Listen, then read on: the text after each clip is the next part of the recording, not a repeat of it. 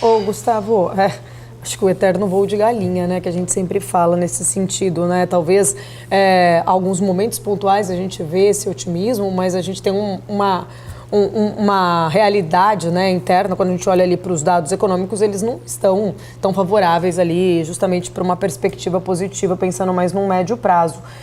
Olhando, né, até eu queria entender um pouquinho da tua leitura. O mercado, no meio dessa, talvez, euforia ali toda, dessa bolsa barata, dólar um pouco mais fraco, qual que é o risco de estar subestimando toda uma fragilidade fiscal, especialmente a gente vendo o governo ainda anunciando pacotes sem contrapartidas? Esse é um ponto relevante porque na última disputa de reeleição de um governo PT, que foi a Dilma gastou cerca de 3,1% do PIB no ano eleitoral com medidas mais focadas em gastos fiscais, não em aumento de gastos.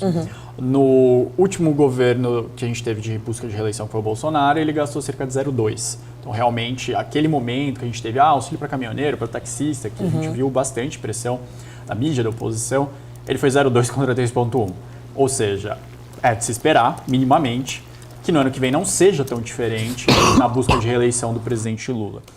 Por todo o histórico do partido, dele mesmo buscando reeleição, a expectativa é uma deterioração das contas públicas no ano que vem para essa busca da reeleição e em 2027 a gente conversa sobre readequar as contas.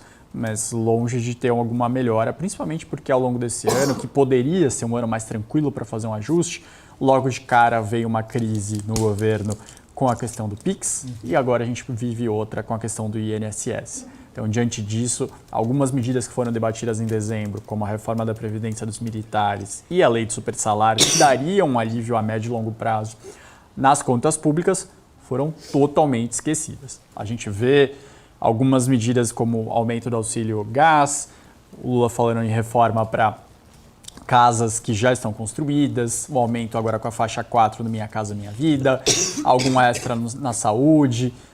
Todas essas medidas vão demandar mais gastos. Por outro lado, as medidas que vão controlar um pouco os gastos, elas estão totalmente escanteadas. Por mais que o ministro Haddad diga que não tem pacote de aumento de gastos, toda vez que saem essas medidas ele vai prontamente a público para tentar acalmar o mercado, mas ao mesmo tempo ele não fala daquelas que ficaram para trás. E isso é um reflexo claro de como o governo não quer mais adotar essa bandeira. A gente pode ter um ou outro ministro isolado com uma vontade de aumento de controle, mas a voz do governo hoje não é essa.